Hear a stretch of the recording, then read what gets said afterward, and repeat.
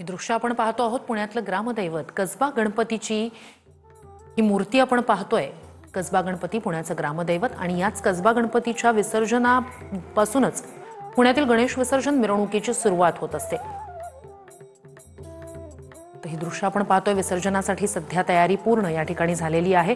तर कसबा गणपतीचे वैशिष्ट्य सांगायचं म्हणजे ही ग्रामदेवता आहे। कसबा गणपती ही पुण्याची ग्रामदेवता आणि छत्रपती शिवाजी महाराजांच्या काळापासूनच हा गणपती विशेष प्रसिद्ध आहे आणि 1936 माफ करा 1636 मध्ये पुण्यात जेव्हा लाल महाल बांधला गेला तेव्हाच या गणरायाची स्थापना या ठिकाणी करण्यात आली।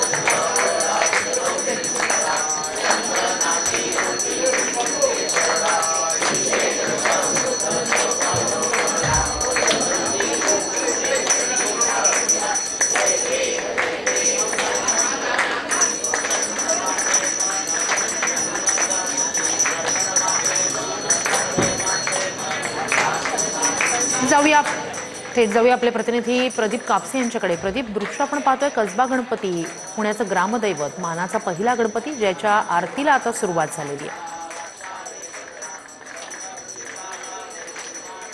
श्रुती, सध्या आपण पाहतोय की मानाचा पहिला कसबा गणपती जो आहे तो अगदी थोड्याच वेळात विसर्जनासाठी मार्गस्थ होतोय। ज्यावेळेस कसबा गणपती जो आहे मंडई चौकामध्ये जातो आणि तिथून खरं तर पुण्यातल्या विसर्जन मिरवणुकीला सुरुवात होते। सध्या गणपती बाप्पाची आरती जी आहे ती पार पडलेली आहे आणि काही वेळामध्येच पालखीमधली ही मूर्ती जी आहे ती विसर्जन रथामध्ये ठेवली जाईल आणि त्यानंतर पुढे गणपती बाप्पा जे आहेत विसर्जन मिरवणुकीसाठी मार्गस्थ होतील। सध्या आपण पाहतो की सभा मंडपामध्ये सकाळपासूनच गणेश भक्तांची गर्दी जी आहे ती आपल्याला पाहायला मिळते। दुसऱ्या बाजूला कसबा गणपतीचे खरं तर विसर्जन मिरवणुकीचं वैशिष्ट्य म्हणजे पुण्यातलं जे प्रसिद्ध प्रभात बँड आहे त्या बँडच्या वादनानं विसर्जन मिरवणुकीची सुरुवात जी आहे ती होते। बाहेर सध्या आपण पाहतोय की सुबक अशी रांगोळी काढण्यात आलेली आहे। प्रत्येक जण जो तो कसबा गणपतीच्या चरणावरती पहिल्यांदा नतमस्तक होतो आणि तिथून पुढे सगळ्या गणपतीचं दर्शन जे आहे ते गणेश भक्तांकडून घेतलं जातं। सध्या आपण पाहतोय की या ठिकाणी तयारी जी आहे ती पूर्ण झालेली आहे। अगदी थोड्याच वेळात गणपती बाप्पा जे आहे ते विसर्जन मिरवणुकीसाठी निघतील। मात्र पुणेकरांचा उत्साह जो आहे आपण तो सकाळपासून पाहतोय।